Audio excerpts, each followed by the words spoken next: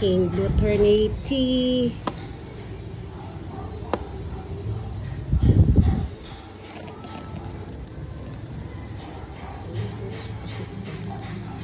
Masarap to.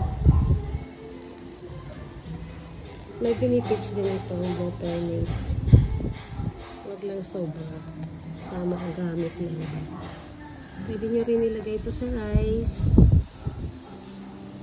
Yung color blue din ang rice nyo.